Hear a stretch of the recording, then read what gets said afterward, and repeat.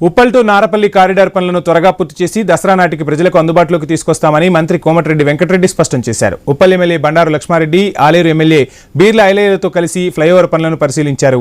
8 ఏళ్ల క్రితం ప్రారంభించిన ఫ్లైఓవర్ పనులు వివిధ కారణాలతో నిలిచిపోవడం జరిగిందని, తాము అధికారంలోకి వచ్చిన తర్వాత కేంద్ర ప్రభుత్వంతో పాటు అన్ని విభాగాలను సమన్వయం చేసుకుంటూ పనులను చేస్తున్నామని చెప్పారు.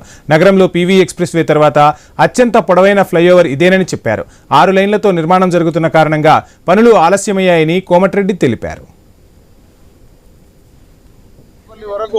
8 కిలోమీటర్ల పొడవైన 6 లేన్ ఫ్లైఓవర్ 2017లో అగ్రిమెంట్ అయ్యి టెండర్లు పిలిచి 1200 కోట్లతోని ఆ రోజు అగ్రిమెంట్ చేసుకుని పనులు ప్రారంభించడం జరిగింది. గతంలో చేపట్టిన కంపెనీ కొన్ని ఆర్థిక ఇబ్బందులతో కానివ్వండి, అనేక కారణాలతో ఫారెస్ట్ క్లియరెన్స్ ముందు నారాపూర్ వరకు వెళ్ళి అక్కడ ఫారెస్ట్ వాళ్ళు అక్కడ అయిపోయింది. ఒకటే టార్గెట్ పెట్టుకున్నాం. మా కాంట్రాక్టర్ కు, మా ఇంజనీర్లకు చెప్పడం జరిగింది, దీన్ని వచ్చే దసరా లోపే ఓపెన్ చేయాలని, దసరా నాటికి ప్రజలకు సౌకర్యం కల్పించడం, దీన్ని ఓపెన్ చేయడం జరుగుతుందని చెప్పి మీ ద్వారా ఇక్కడ ప్రజానికానికి తెలియజేస్తూ, సరే వివిధ కారణాల వల్ల లేట్ అయింది కాబట్టి ఎవరిని బ్లేమ్ చేసే అవసరం లేదు.